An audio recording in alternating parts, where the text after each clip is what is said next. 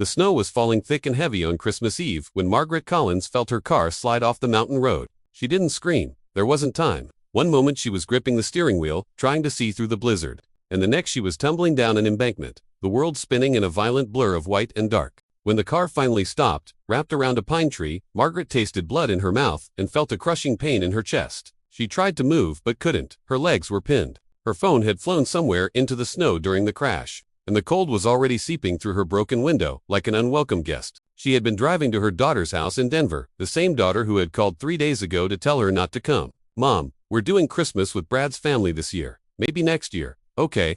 Margaret had heard the relief in her daughter's voice, the unspoken truth that she was becoming a burden, that her presence was more obligation than joy. Still, she had packed her car with gifts, with the homemade cookies her daughter used to love, with hope that maybe this year would be different. Now she was going to die alone on a mountain road on Christmas Eve, and no one would even know to look for her until it was too late. The minutes stretched into hours. Margaret drifted in and out of consciousness, her body growing numb, her breath coming in shallow gasps. She thought about her life, about all the roads that had led her to this moment. Her husband had died 5 years ago. Her son lived in California and called twice a year. Her daughter had her own family now, her own life.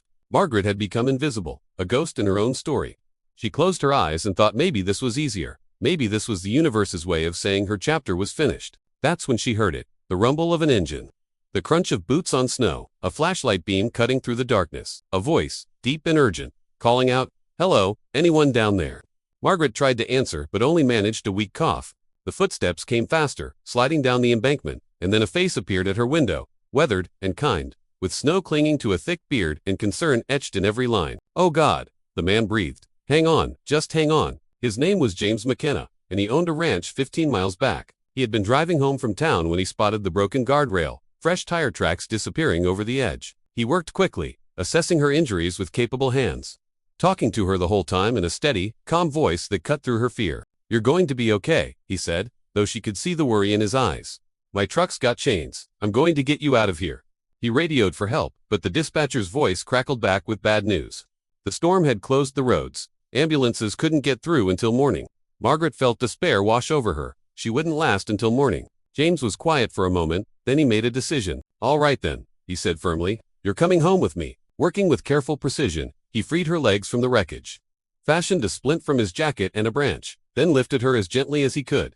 Margaret cried out in pain, but James kept talking, kept moving, carrying her up that embankment through the snow like she weighed nothing at all. He got her into his truck, wrapped her in blankets, cranked the heat, and drove through the blizzard with the kind of quiet determination that comes from a lifetime of ranching, of dealing with nature's cruelty, and finding a way through anyway. His ranch house was warm and lit with Christmas lights. James carried her inside, laid her on his couch, and tended to her injuries with the same care he would give an injured animal, which is to say, with complete devotion. He called a doctor friend who talked him through what to do. He made her tea, gave her pain medication from his own prescription, elevated her legs, monitored her breathing. Through the long night, he stayed awake, checking on her every hour, stoking the fire, making sure she was warm and safe. Margaret drifted in and out of sleep, and every time she opened her eyes, he was there. When dawn broke on Christmas morning, the storm had passed. Margaret was still alive, bruised and broken, but alive. James sat in a chair beside the couch, exhausted, his head resting on his hand. She looked at this stranger who had saved her life, who had given up his Christmas Eve to sit vigil over a woman he didn't know, and she started to cry. Not tears of pain, but tears of something else, something she hadn't felt in so long she had almost forgotten its name. She felt seen. She felt like she mattered. James opened his eyes and smiled, a tired but genuine smile. "Merry Christmas," he said softly. Margaret smiled back through her tears. "Why?" she whispered. "Why did you do this for me?" James was quiet for a moment, then he stood and looked out the window at the fresh snow covering his ranch, at the world made new. 20 years ago, he said, "I lost my wife and son in a car accident. I wasn't there, I couldn't save them. I've lived with that every day since." He turned back to her, his eyes bright with unshed tears. "Tonight, I could save someone. Tonight, I could make sure someone's family didn't have to feel what I felt. That's why."